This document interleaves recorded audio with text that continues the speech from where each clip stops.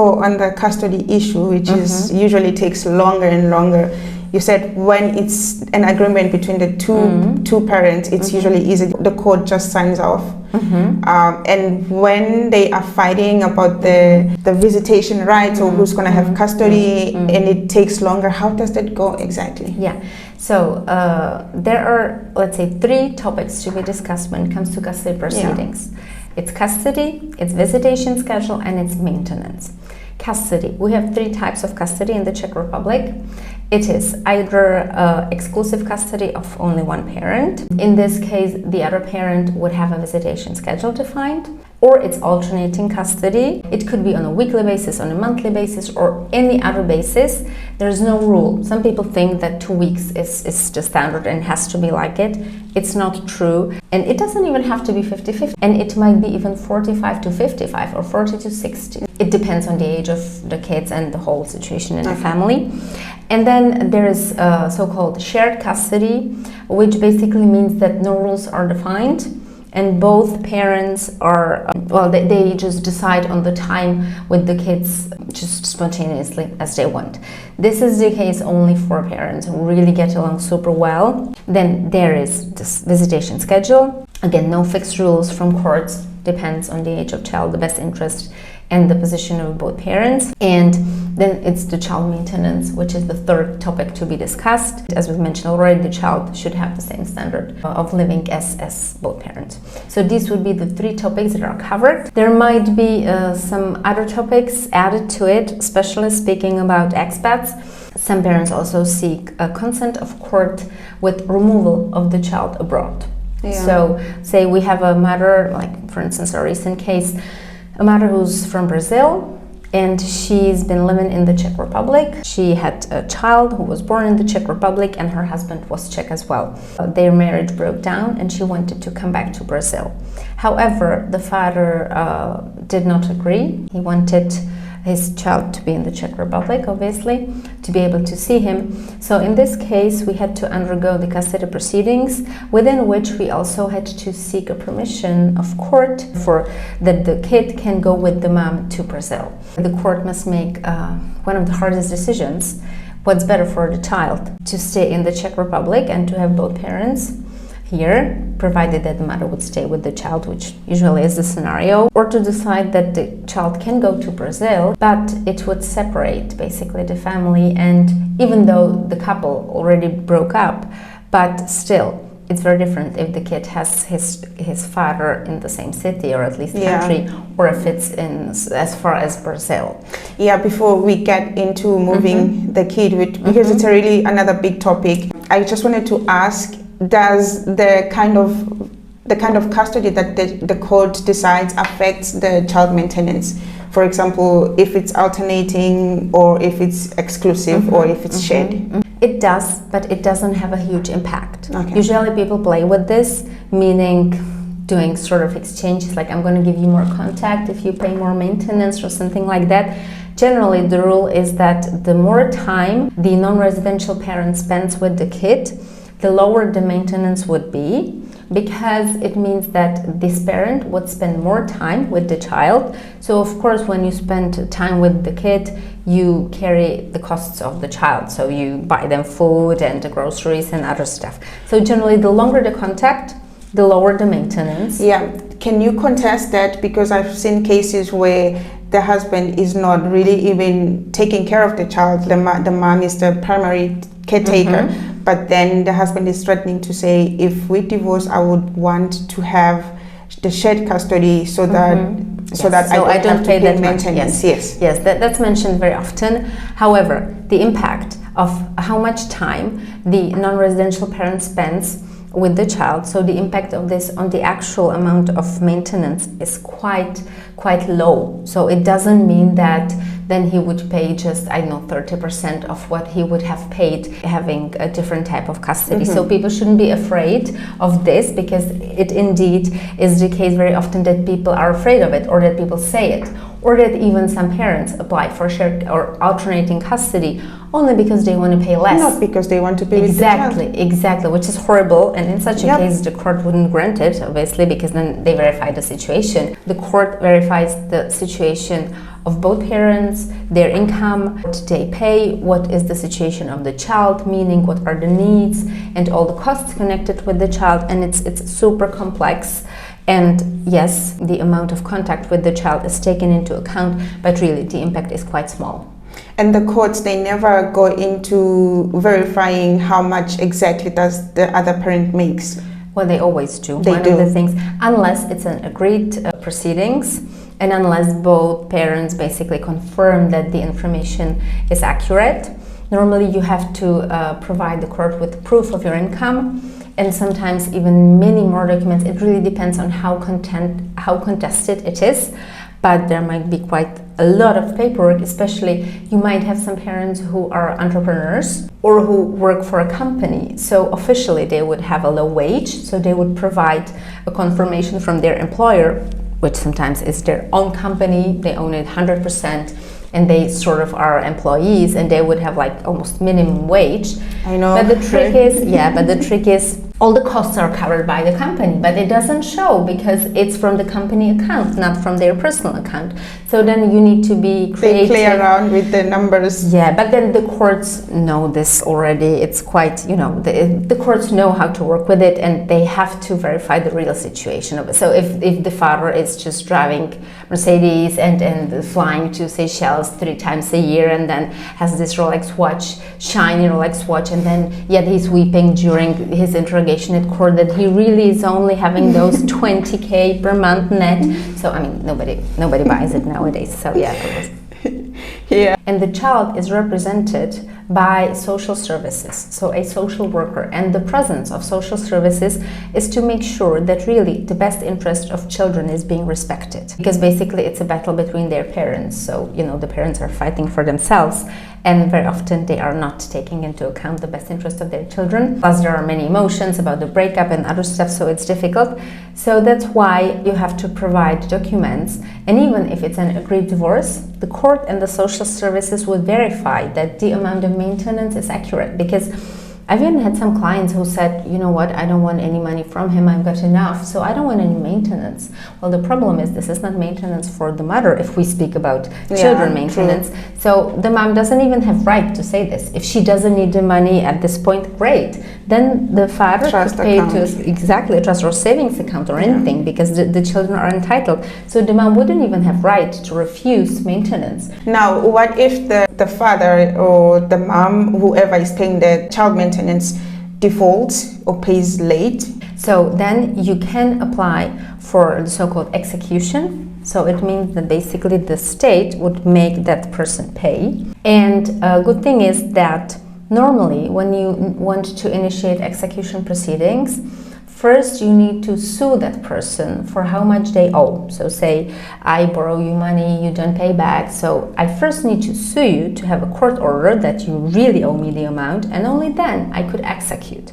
But with maintenance it's different, because the judgment on maintenance automatically is like execution title, even though it defines payments pro futuro, so to future, but still you can file for execution even if you don't have a specific order on how much is actually owed, because that's something that can be dealt with within the execution. So whenever you have a judgment on child maintenance, you can go directly to execution, and then within this execution the executor has special measures which are super efficient, because for instance they can stop a driver's license of the debtor, which means they can no longer drive, and this makes really a lot of people pay because they just want the driver's license back. And then another thing, also you can even file criminal complaint against the debtor, which might seem as too strict of a measure, but however, again, that makes the people pay, because the thing is, if they pay the debt, the proceedings are automatically dismissed. Okay. So usually when you go for execution to stop or block the driver's license, and at the same time with the criminal complaint, it is a matter of not a long time that the debtor would get back to paying. And even the executor, they can order the employer of the debtor to automatically send the payments to the entitled party, and it doesn't have to be for the owed maintenance, but it could also be for payments for the future. So if the person is not paying regularly, you can just apply for this, and then it's going to come automatically from the bank account of the employer if the person is employed. Yeah. If you cannot decide who gets custody, or you cannot come to an agreement of how much custody the other person gets, and the court decides for you, what do they take into consideration to grant that custody? The best interest of the child. Yeah, I know, but sometimes you can like present like, okay, maybe the other parent is unfit and the reason of our marriage is abuse. Can the court take that into consideration? Of course. Everything is taken into consideration, and basically it just depends on what the parties would come up with.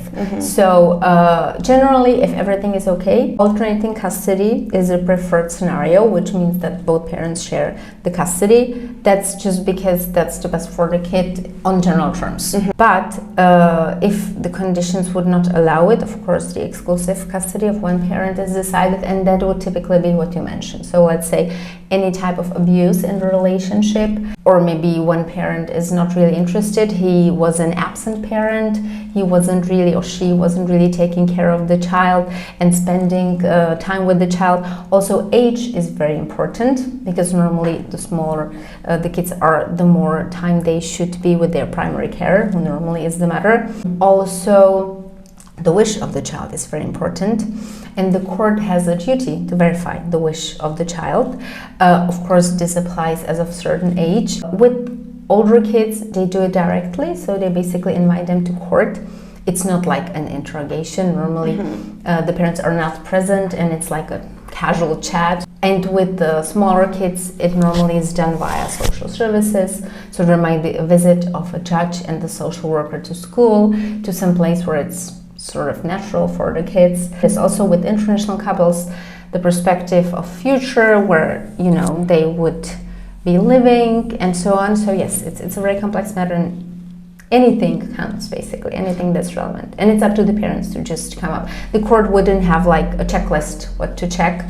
It's just up to the parties to say if there are any issues or not. Yeah, I would like for you to clear these two myths for me. The first myth is that, I don't know if it's a myth actually, maybe it's true, so I want you to clear. Let's see. That Czech courts usually favor the mother in terms of custody. In most cases, 95 or 90% they would give custody to the mother as opposed to the father, especially when the father is a foreigner and the mother is Czech. This is not true at all.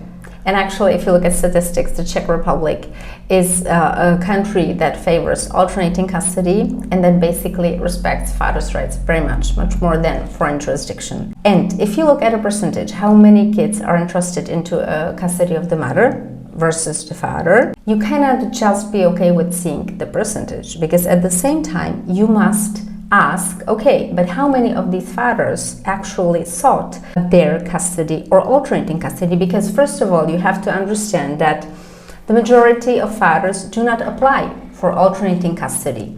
So the fact that, if 80% would be entrusted into the sole custody of mother, so, well, how many percent of fathers from these 80% of cases actually wanted it? And then you're going to see that it's really, really a small amount. So that explains why the majority of kids are entrusted into the custody of mothers. That's just because the fathers don't want it. So I do not think that fathers would be sort of discriminated here in this field, and I cannot confirm this even from my practice. The second one is that the courts usually do not really take into account abuse, especially emotional abuse in that case, because emotional abuse is as bad as physical abuse. But as a society, we always sit back when it's emotional and verbal, and only maybe think to act when it's physical. When I see your eyes blue, then it's serious. So again, I wouldn't agree that this is the standard.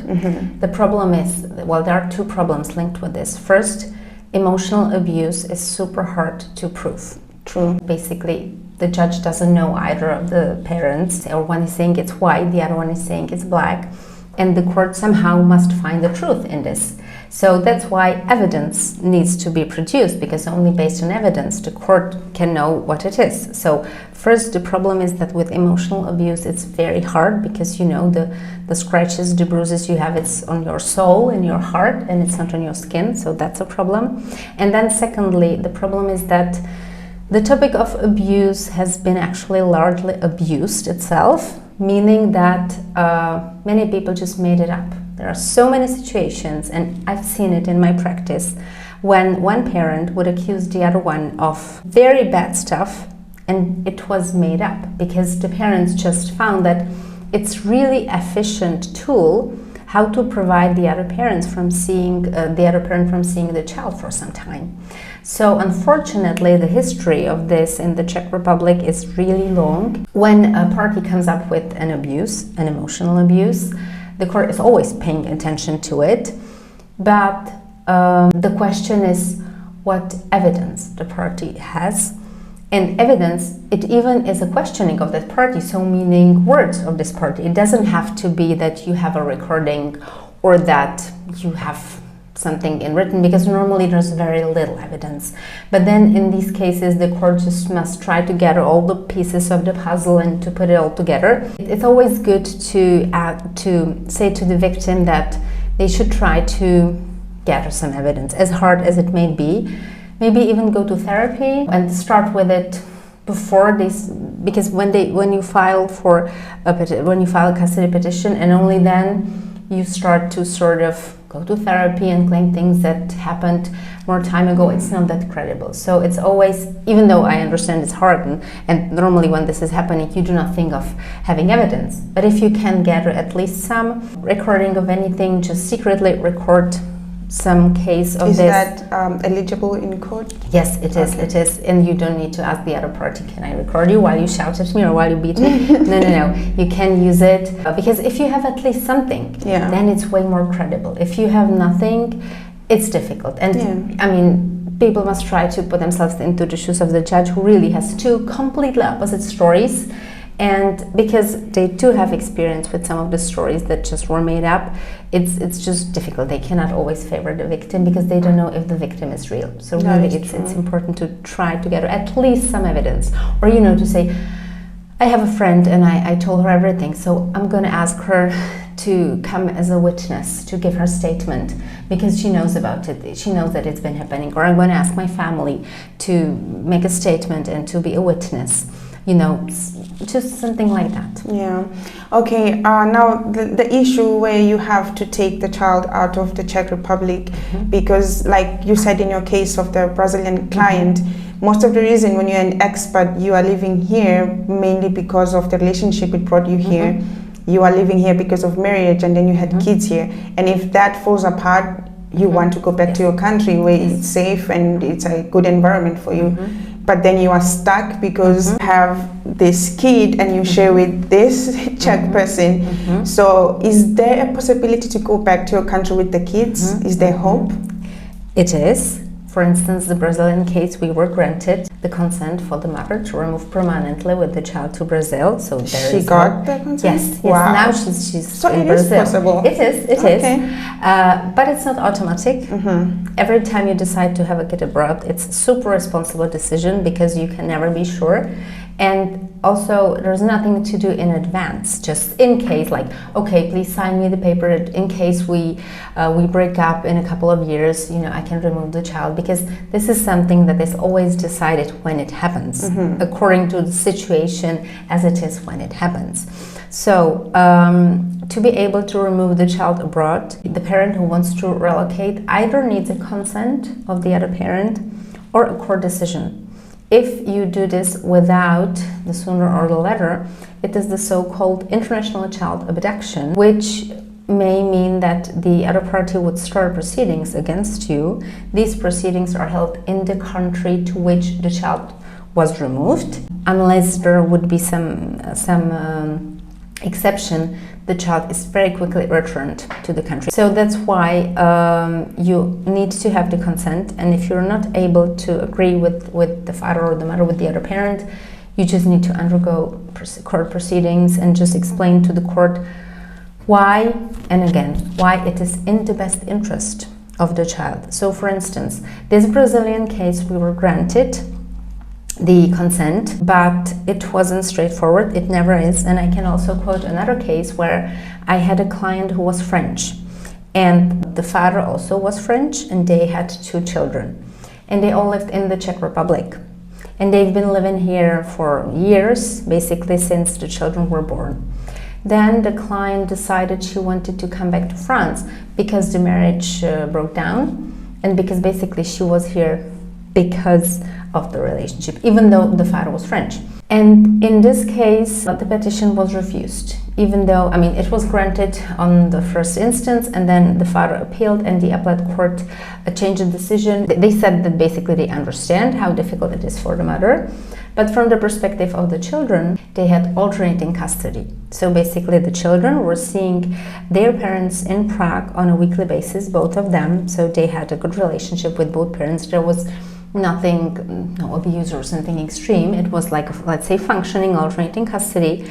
And so to remove the children to France would basically mean that they would see their father only during vacation. So basically the court said there's no objective reason why this would be in the best interest of the children, and that it's rather the wish of the mom to bring her children up in France. Mm-hmm. So how did it get accepted for the client in Brazil? Like, when does the court decide it's in best interest of the child to have the child go with the mother? This is basically just so difficult to say, because frankly, in the Brazilian case, I was afraid it wouldn't work because we didn't have any objective reasons.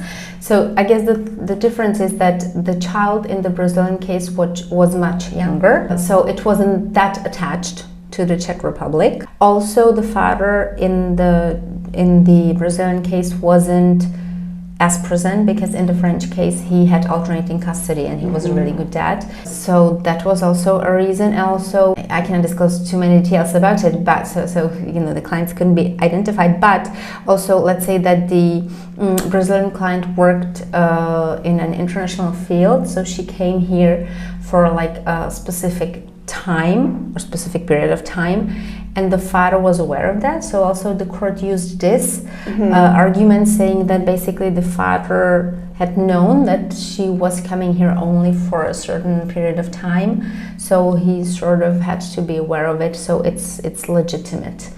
But it's really difficult. These cases are sometimes heartbreaking, because even though the French client, when she learned that she will not be able to move there, it's just because it has such an impact on your life. Yeah, it is. It's like mentally and everything is stuck here until the kids are 18 and they can decide for themselves. Yes. And it's the last thing you want is to be stuck in a country you do not want to be in. Yes. Because someone doesn't want to consent. Yes. But also, again, from their point of view, they want to see their kids, right? Yes, of course. Now, are all countries part of this agreement of child kidnapping? Or No. you can just go to your country and your country is not a part of it? And it's possible. The truth is that the Hague Convention on the civil abductions is one of the most efficient international tools. So many countries, most of the countries are members, but there are countries who are not.